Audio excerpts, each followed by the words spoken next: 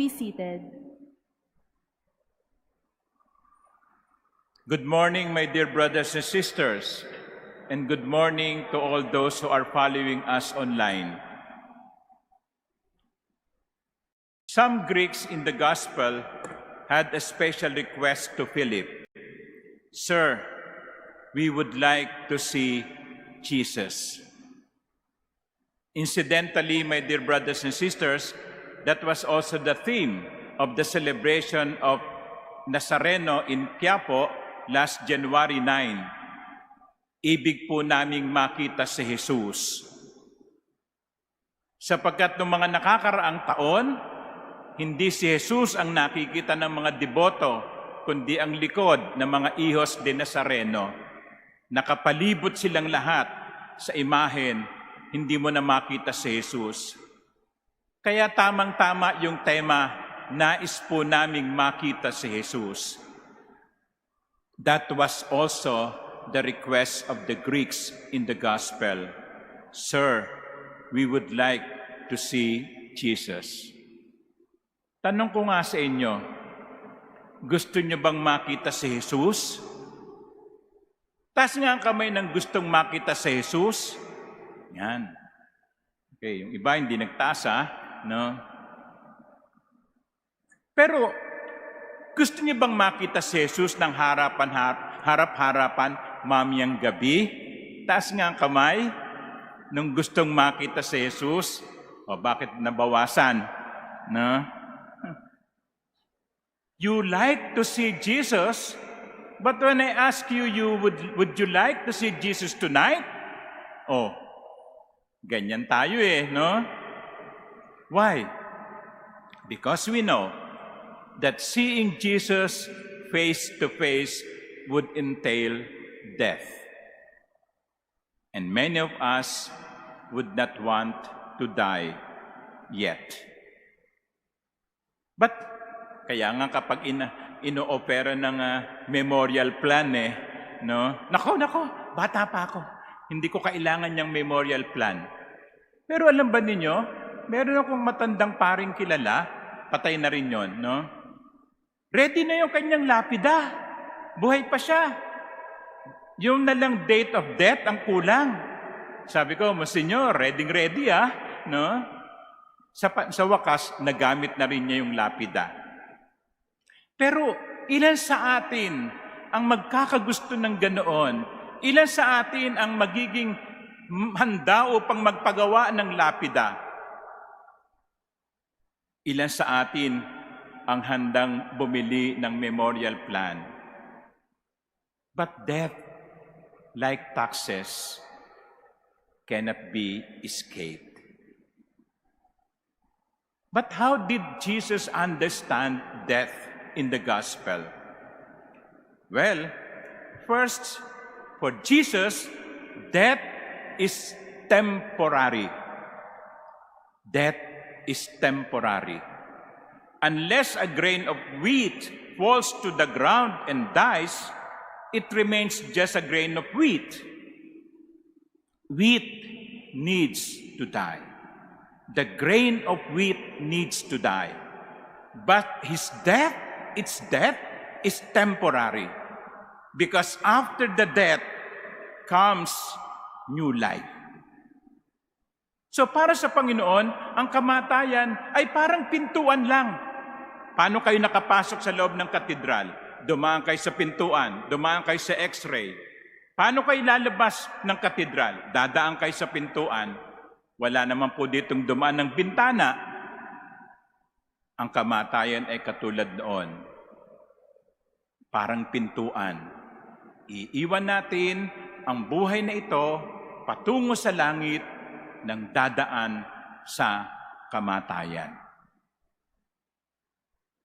Kaya nga napakaganda ng Tagalog na salita sa death. Sumakabilang buhay na siya. Di ba? Sinasabi natin yon. Well, sinasabi natin, namatay. No? Namatay na si pare, namatay na si kumare, namatay na yung kaibigan ko. O yung iba, yung mga sigaan, natigok na. Tigok.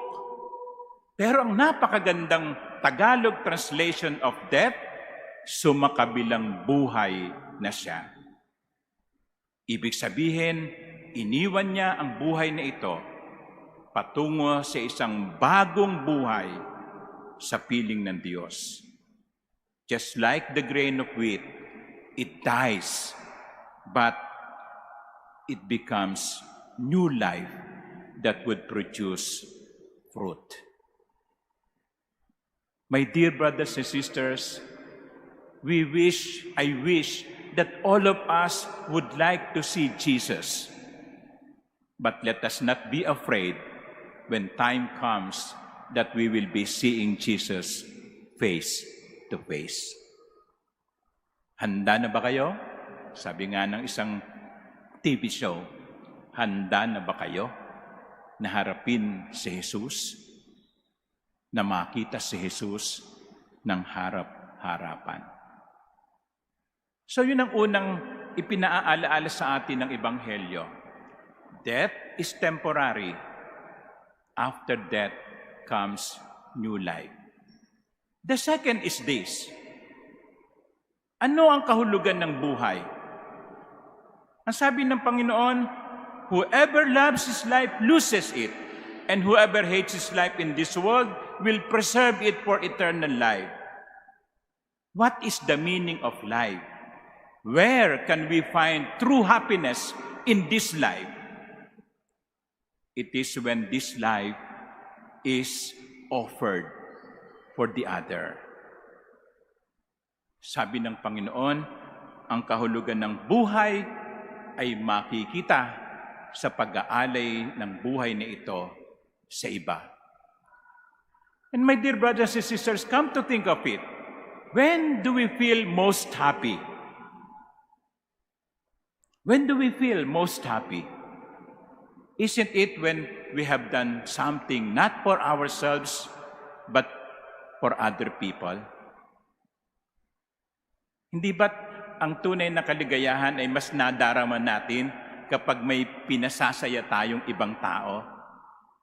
Hindi ba't mas masaya pa tayo kaysa doon sa taong binigyan natin at tinitignan natin kung habang binubuksan niya yung regalong bigay natin at nung makita niya yung regalo natin ay makikita mo sa mukha nung pinagbigyan natin ang saya, yung kanyang mga mata ay nakangiti.